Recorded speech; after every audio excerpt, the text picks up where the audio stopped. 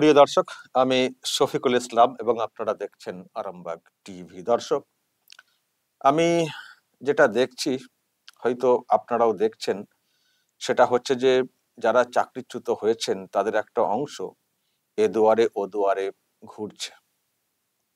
যেমন আজকে দেখছিলাম কলকাতা হাইকোর্টের প্রাক্তন বিচারপতি অভিজিৎ গঙ্গোপাধ্যায় তার বাড়িতেও চলে গিয়েছিলেন। এর আগে দেখেছিলাম আইনজীবী বিকাশ রঞ্জন ভট্টাচার্য তার বাড়িতে গিয়েছিলেন। তার আগে কংগ্রেস নেতার কাছেও তারা গিয়েছিলেন। মানে একেবারে কার্যত দিশেহারা, কি করলে কি হবে বুঝে উঠতে পারছেন না। সেজন্য কখনো আইনজীবী, কখনো প্রাক্তন বিচারপতি, কখনো নেতা, মানে একেবারে ছুটোছুটি তারা করছেন। কারণ সময়টা যে ঘনিয়ে আসছে, এই 31শে মের মধ্যে তো নতুন করে বিজ্ঞপ্তি প্রকাশ করতে হবে, সুপ্রিম কোর্ট বলে দিয়েছে। তো যদি সত্যি বিজ্ঞপ্তি প্রকাশ হয়ে যায় তো তারপর কি হবে? আবার নতুন করে পরীক্ষায় বসে চাকরি, সেটা কি নিশ্চিত হবে? নাকি আইনের কোনো রাস্তা রয়েছে যোগ্য হয়ে নিজেদের চাকরিগুলোকে ফিরে পাওয়ার? সেই জন্যই ছোটাছুটি কার্যত বলা যায়। তো আমি একটু কথা বলবো দর্শক যারা এইভাবে যাচ্ছেন, এখানে সেখানে ছুটছেন, বাড়িতে তো তারা যেতেই পারছেন না, রাস্তাতে পড়ে রয়েছেন। তো এই মুহূর্তে যেটা জানতে পারছি, যারা ওখানে গিয়েছিলেন তাদের মধ্যে একজন সুমন বিশ্বাস ধর্মতলাতে বসে রয়েছেন, নিজেদের মধ্যে একটা বৈঠক ইত্যাদি করছেন। তো আমি দর্শক একটু মানে কথা বলার চেষ্টা করব, ওয়েট করতে হবে, নেটের একটু সমস্যা আছে। কি ভাবছেন তারা আমি একটু জানার চেষ্টা করব দর্শক। যে সত্যিই মানে হঠাৎ করে চাকরিগুলো চলে যাওয়া, বাড়ি ঘর একেবারে সবাই একটা মানে উৎকণ্ঠার মধ্যে, যে কি হবে আমার ভবিষ্যৎ, ছেলে মেয়ের ভবিষ্যৎ, বাবা মায়ের কি দাঁড়াবে, বিষয়টা নানান সমস্যা উৎকণ্ঠা কিন্তু একেবারে গ্রাস করছে। আমি দর্শক অনলাইনে নেওয়ার চেষ্টা করছি, নেটের একটু সমস্যা আছে, মানিয়ে নিতে হবে। আমি জানি না মাঝখানে কোনো ডিস্টার্ব হবে কিনা কথা বলতে বলতে। আমি সুমন বিশ্বাসকে অনলাইনে নেওয়ার চেষ্টা করছি, একটু ওয়েট করতে হবে দর্শক। হ্যাঁ, আমি পেয়েছি এই মুহূর্তে সুমন বিশ্বাসকে, ধর্মতলাতে রয়েছেন বলেই জানতে পারছি। সুমন বাবু, আপনাদের তো যা হাল দেখতেই পাচ্ছি, আপনাদের যা চোখ মুখ ইত্যাদি, বলুন এখন কোথায় রয়েছেন, কি কি ভাবছেন, কি করবেন আপনারা? হ্যাঁ, নমস্কার। আরামবাগ টিভির সকল দর্শকদের সংগ্রামী অভিনন্দন জানাই। আমরা এসএসসি 2016 প্যানেলের চাকরি হারিয়ে ফেলেছি। নিজেদের মেধায় পাওয়া চাকরি, রাজ্য সরকারের দুর্নীতির কারণে আমাদের চাকরি চলে গেছে। এখন আমরা দীর্ঘ আইনি লড়াইয়ের পরেও আমাদের প্যানেল বাতিল হয়ে গেল। রাস্তার লড়াই, দুইবারের অনশন, আমরা বিকাশ ভবন অভিযান, এগুলো আপনারা সকলে সরকারীদের পক্ষে। চাকরিহারারা যে এত বড় চোর, দুর্নীতিগ্রস্ত রাজ্য সরকারের বিরুদ্ধে, তাহলে সেই রাজ্যেরই প্রধান বিরোধী রাজনৈতিক দল কিংবা অন্যান্য রাজনৈতিক দল, সমাজের বিভিন্ন অংশের কৃতি মানুষ, তাদের সাহায্য সহযোগিতা, বুদ্ধি পরামর্শ ছাড়া আমরা এ লড়াই জিততে পারবো না। সেই কারণেই আমরা সিপিআইএম, মার্ক্সবাদী, কংগ্রেস, বিজেপি সমস্ত দপ্তরে ছুটে গিয়েছি। তাদের নেতা, মন্ত্রী, বিধায়ক, সাংসদদের বলেছি আমাদের এই যোগ্য শিক্ষক, শিক্ষিকা এবং শিক্ষাকর্মীদের দুঃখ দুর্দশার কথা দেশের প্রধানমন্ত্রী, রাষ্ট্রপতির দৃষ্টিগোচর করার জন্য। কারণ প্রধানমন্ত্রী গত বছর বর্ধমানের সভায় বলেছিল যে যোগ্যদের একজনেরও চাকরি যাবে না। এগুলো আমাদের কর্মসূচি। এখন আমরা বিকাশ রঞ্জন ভট্টাচার্য মহাশয়ের বাড়িতে কালকে গিয়েছিলাম, তিনি আইনজীবীদের ভাষা বলেছেন। ভিতরে আমাদের কিছু নিশ্চিতভাবে বৈঠক হয়েছে, সেখানে কিছু পরামর্শ দিয়েছেন। আজকের আমরা প্রখ্যাত আইনজ্ঞ মাননীয় প্রাক্তন বিচারপতি অভিজিৎ গঙ্গোপাধ্যায় স্যারের বাড়িতে গিয়েছিলাম, দীর্ঘ আলোচনা হয়েছে। স্যার আগেও বলেছেন যে ওএমআর এর মিরর ইমেজের যে কপি আছে, সেই 22 লক্ষ চাকরি প্রার্থী পরীক্ষার্থীর যে ওএমআর এর মিরর ইমেজের কপি, সেই কপি কেন রাজ্য সরকার পাবলিক ডোমেনে দিচ্ছে না, কেন কারা দুর্নীতিগ্রস্ত বা দুর্নীতির সুবিধা নিয়ে চাকরি পেয়েছে আর কারা দুর্নীতির সুবিধা পেয়ে চাকরি পায়নি, এই তালিকা নিয়ে কেন রাজ্য সরকার সুপ্রিম কোর্টে রায় রিভিউ করছে না। সুতরাং রাজ্য সরকার যে রায় রিভিউ করতে গেছে সেটা মিথ্যে, তাতে একজন যোগ্যরও চাকরি বাঁচবে না। এটা আমরা বুঝতে পেরে আমরা প্রাক্তন বিচারপতি মাননীয় অভিজিৎ গঙ্গোপাধ্যায় স্যারের সাথে দেখা করি, তিনি আমাদের বুদ্ধি পরামর্শ দেন।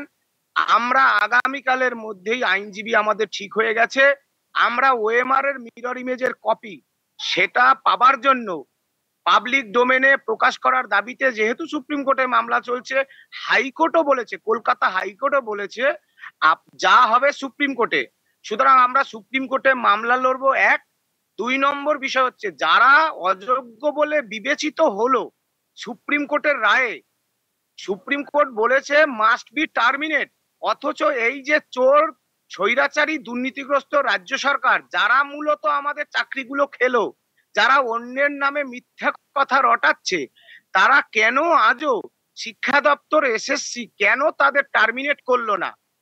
কেন আবার পরীক্ষার নামে, আমরা সুপ্রিম কোর্টের আইন বিরুদ্ধ কিছু কথা বলছি না, কিন্তু আবারও পরীক্ষার নামে কোটি কোটি টাকা ভোটের আগে তুলে এই যে আবার যে প্রশ্নপত্র উত্তর সহ পাইলট করে করে অযোগ্যদের বাড়িতে যাবে না, তার কি গ্যারান্টি আছে? সুতরাং সেই বিষয়টাকে আমরা রুখে দিতে চাই। আমরা সুপ্রিম কোর্টে এই দুটো বিষয়ে মামলা লড়ার জন্য স্পষ্টভাবে বিভিন্ন অংশের সাথে বুদ্ধি পরামর্শ করেছি। তারা আমাদের বলেছেন, হ্যাঁ, তারা আমাদের বলেছেন যে আপনারা, হ্যাঁ, এটা ভ্যালিড পয়েন্ট, এবং জাস্টিস প্রাক্তন বিচারপতি মাননীয় অভিজিৎ গঙ্গোপাধ্যায় স্যারও বলেছিলেন তো পাবলিক সমাজ মাধ্যমে, যে ওএমআর এর মিরর কপি কেন প্রকাশ হবে না? কারণ রাজ্য সরকার মুখোমুখি দাঁড়াতে ভয় পান, যে সরকার সত্যের মুখোমুখি দাঁড়াতে ভয় পান। ওএমআর এর মিরর ইমেজের কপিগুলো প্রকাশ হলে সব দুর্নীতি সামনে চলে আসবে। সুতরাং আমরা সেই ওএমআর এর মিরর ইমেজ কপি প্রকাশের দাবিতে সুপ্রিম কোর্টে মামলা লড়বো, আর অযোগ্যদের অবিলম্বে যাতে টার্মিনেট করা হয়, যেভাবে ডিআই অফিসগুলোতে যোগ্য নয়, not found to be specifically টেন্টের তালিকা দিয়েছে, তাহলে এই অযোগ্যদের টার্মিনেট করতে পারলেই, যারা দুর্নীতির সুবিধা পেয়ে চাকরি নিয়েছে তাদেরকে টার্মিনেট করতে পারলেই বাকিরা যোগ্য, এই জায়গাটা পরিষ্কার হবে। আমরা সেই দাবিতেই লড়ছি, সেই কারণেই বিভিন্ন অংশের সাথে আমরা দেখা করছি, আগামী দিনেও দেখা করব।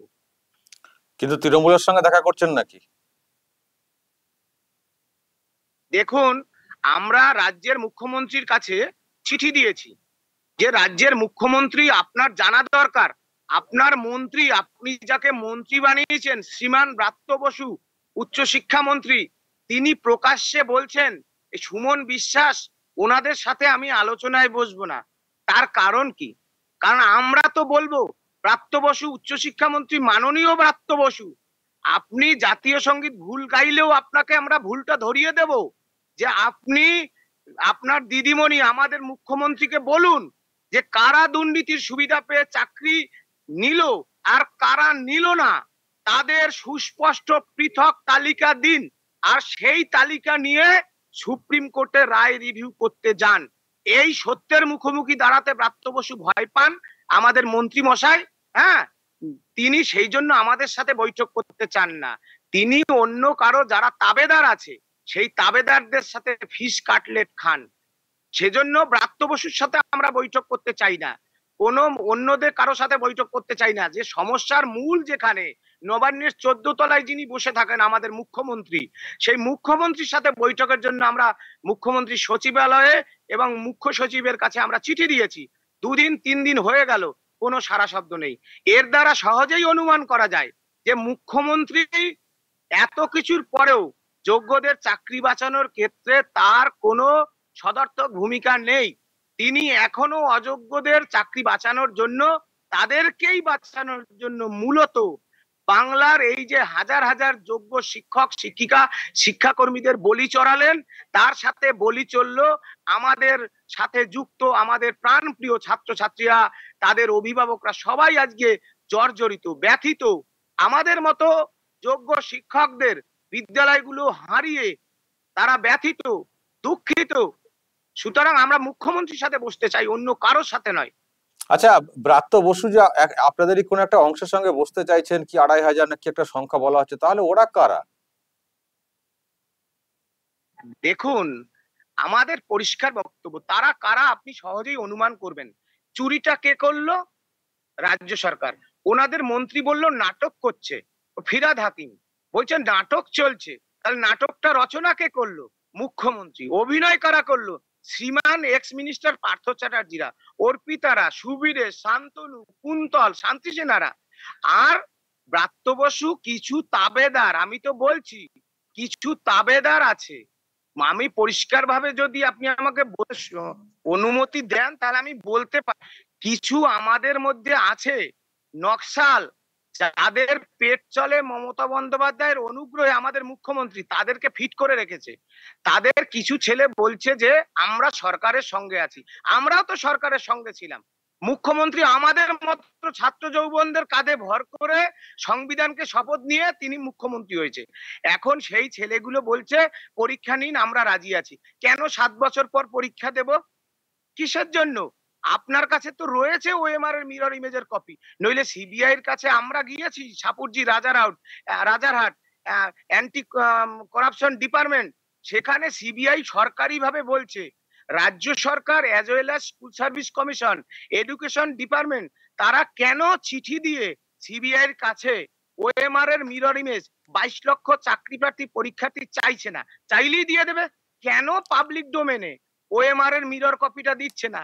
তাহলেই তো কারা যোগ্য কারা অযোগ্য প্রমাণ হয়ে যায়। আর এখানে একটা দাদা আপনাকে বলি শফিকুল দা, সুপ্রিম কোর্টে দেখবেন এই গত একদিন আগে যে অযোগ্য মানে অযোগ্য র্যাংজাম, তাদের 12% ইন্টারেস্ট সহ, যারা অযোগ্য বলে বিবেচিত 12% ইন্টারেস্ট সহ তাদের বেতন ফেরত দিতে হবে। তাহলে এই যে অযোগ্য চিহ্নিত হলো, র্যাংজাম চিহ্নিত হলো কিসের ভিত্তিতে? এই ওএমআর এর ভিত্তিতে। আর আমাদের আমি 9-10 এর একজন জীবন বিজ্ঞানের শিক্ষক, আমাদের ওএমআর শিট আছে। তাহলে সিবিআই রাজ্য সরকারের সেই ওএমআর শিট সুপ্রিম কোর্টের কাছে ফেলে দিক যে হুজুর এই হলো আমার ওএমআর শিট, এই হলো আমার যোগ্য অযোগ্য তালিকা, আপনি নিন, বাংলার বৃহত্তর স্বার্থে, শিক্ষা ব্যবস্থার স্বার্থে আপনি যোগ্যদের চাকরি কটা বাঁচান। এই সহজ কাজটা রাজ্য সরকার করছে না কেন? তাদের নেতা মন্ত্রীদের বাঁচানোর জন্য, যোগ্যদের বাঁচানোর জন্য মমতা বন্দ্যোপাধ্যায় আমাদের মুখ্যমন্ত্রীর কোনো চিন্তা নেই। আমি জানতে চাই যে এই যে যারা বলছেন যে আমরা পরীক্ষা দিতে চাই, আপনার কি মনে হয় যে সেটাও কোথাও একটা সেটিং হয়ে রয়েছে নাকি, যে রাজ্য সরকারের পাশে থাকার একটা বার্তা দিলে তাদের চাকরিগুলো অন্তত ঠিকঠাক হয়ে যাবে, সেই জন্য তারা এখন রাজ্য সরকার যা যা বলছে সেটা করতে চাইছে? এটা কি কোথাও মনে হচ্ছে আপনাদের? ঠিক ঠিক ওকে, আমি আমি আমি আমি এবার আরেকটা কথা, আমি বুঝে গেছি আপনার কথা, আর ওইটা না, আমি কতগুলো কথা ভেঙে একটা লাইন বলে দিই।